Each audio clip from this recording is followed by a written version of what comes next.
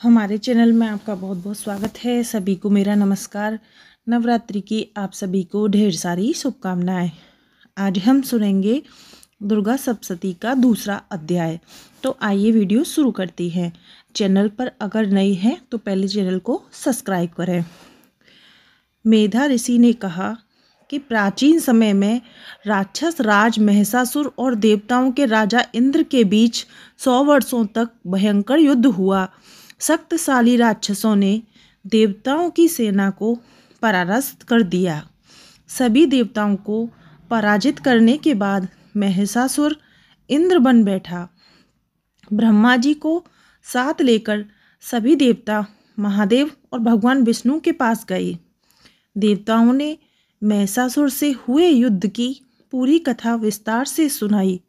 उन्होंने बताया कि कैसे महिषासुर ने सूर्य, इंद्र, अग्नि, चंद्रमा, वरुण और अन्य देवताओं को शक्तियों को अपने हाथ में ले रखा है और सभी देवताओं को स्वर्ग से निकाल दिया है। इसके कारण देवता पृथ्वी पर मनुष्यों की तरह रहने लगे। देवताओं ने भगवान विष्णु और महादेव से प्रार्थना की, हे प्रभु, शत्रु ने जो कुछ भी किया वह हमने आपको बताया है। अब हम आपकी शरण में आए हैं। कृपया दैत्यों के विरुद्ध कार्रवाई करें। इस प्रार्थना को सुनकर भगवान विष्णु और महादेव क्रोधित हो गए। भगवान विष्णु, महादेव और ब्रह्मा जी के शरीर से प्रचंड प्रकाश निकला। यह प्रकाश इतना प्रबल था कि अन्य देवताओं जैसे इंद्र आदि के शरीर से भी एक महान तेज प्रकट हुआ। वह तेज एक पर्वत के समान विशाल हो गया और उसकी ज्योति चारों ओर फैल गई। सभी देवताओं के शरीर से उत्पन्न यह दिव्य तेज स्त्री के रूप में प्रकट हुआ। तीनों लोकों में यह तेजस्वी महिला दिखाई दी। इस देवी का मुख महादेव के तेज से बना, बाल विष्णु के तेज से, दोनों वक्ष स्थल चंद्रमा के तेज से, मध्य भाग इंद्र के तेज से, गंगा पृथ्वी के तेज से, नितंब ब्रह्मा जी के तेज से, दोनों पैर वरुण के तेज से बने। कुबेर के तेज से देवी की उंगलियां बनी। प्रजापति के तेज से नाक और दांत, अग्नि के तेज से 3 नेत्र और संध्याओं के तेज से दोनों कान बने। इस प्रकार सभी देवताओं के तेज से कल्याणकारी देवी शिवा का जन्म हुआ। देवी को देखकर जो सभी देवताओं के तेज से प्रकट हुई थी, दैत्यों से पीड़ित सभी देवता प्रसन्न हो गए। शिव जी ने अपने त्रिशूल से एक शूल निकालकर देवी को दिया। भगवान विष्णु ने अपने चक्र से उत्पन्न चक्र प्रदान किया। वरुण ने शंख दिया और अग्नि ने शक्ति, वायु ने धनुष और बाणों से भरे 2 तारकास दिए। देवराज इंद्र ने अपने व्रज से उत्पन्न व्रज और ऐरावत हाथी की घंटी दी। यमराज ने काल दंड और वरुण ने पास दिए। प्रजापति ने रुद्राक्ष की माला और ब्रह्मा जी ने कमंडल दिया। सूर्यदेव ने देवी के केशों को अपने तेज से भर दिया। काल ने खड़ंग और एक उत्तम ढाल दी और चारों सागरों ने सुंदर हरित वस्त्र प्रदान किए। दोनों शरीरों को दिव्य चौड़मणि बलियां, कंकर, शुद्ध अर्घचंद्र, बहुबंध, सभी बाहों में, पैरों में पायल, सभी उंगलियों के लिए रत्न जड़ित अंगूठियां विश्वकर्मा ने एक उत्सव में प्रदान की। उन्होंने कई प्रकार के अस्त्र शस्त्र, अमेघ कवच और देवी के सिर और हृदय पर पहनने के लिए सुंदर कमल के फूलों की माला दी। सागर ने देवी को सुंदर कमल का फूल दिया। हिमालय ने सवारी के लिए एक शेर, कई प्रकार के रत्न दिए। कुबेर ने संगीत से भरी एक प्याली दी। अन्य सभी देवताओं ने देवी को आभूषण और अस्त्र शस्त्रों से सम्मानित किया। देवी को आभूषणों से सजाया गया और उन्हें एक भयंकर तलवार दी गई। उस तलवार से एक प्रचंड ध्वनि उत्पन्न हुई जिसने संपूर्ण संसार को गूंज उठाया और पृथ्वी पर सभी पर्वत और समुद्र कांपने लगे। देवता प्रसन्न हो गए। शेर पे सवार देवी ने फिर मुनियों से भक्ति भाव से स्तुति कराई। इसी बीच देवताओं ने तीनों लोकों में हो रहे हलचल को देखा। असुरों के शत्रु महिषासुर ने अपनी पूरी सेना तैयार की और शस्त्रों से सजग हो गया। महिषासुर ने घबराकर कहा, हे, ये क्या है? और वह अपनी अनगिनत बाहों के साथ मंदिर की ओर दौड़ा। वहां उसने देवी को देखा जो अपनी शक्ति से तीनों लोकों को प्रकाशित कर रही थी। पृथ्वी देवी से बाहर से दबाई जा रही थी।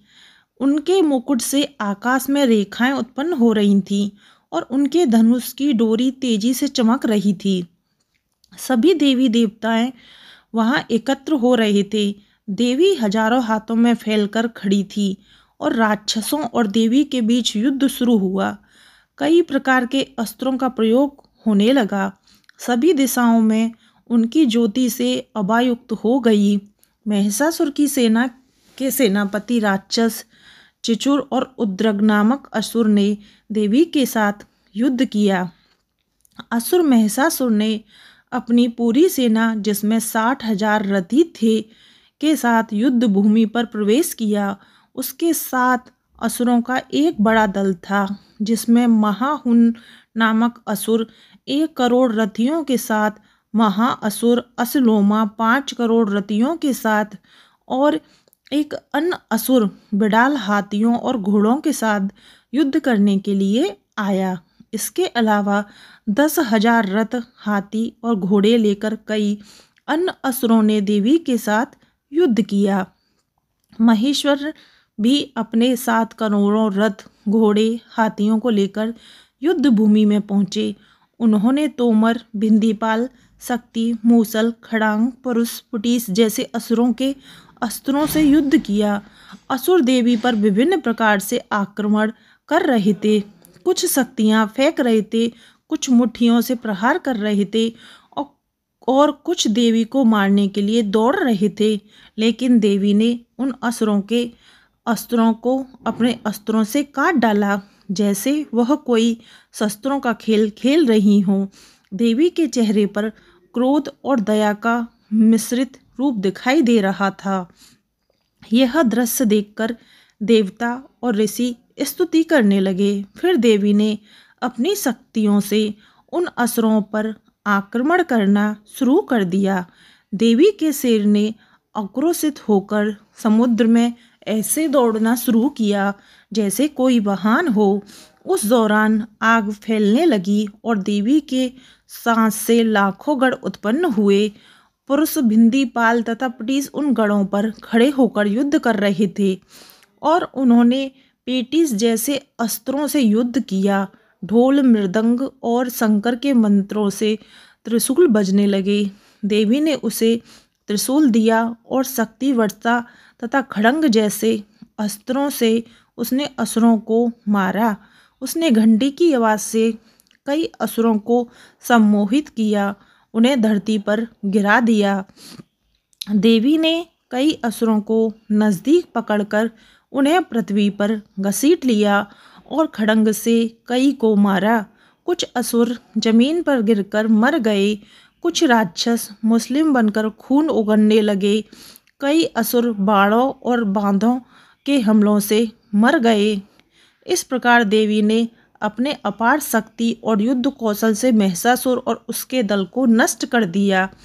देवता और ऋषि असुरों से भरी कष्ट झेल रहे थे। वे असुर जो चहचहाती हुई चिड़ियों की तरह हमला कर रहे थे, बहुत कठिनाई से मारे गए।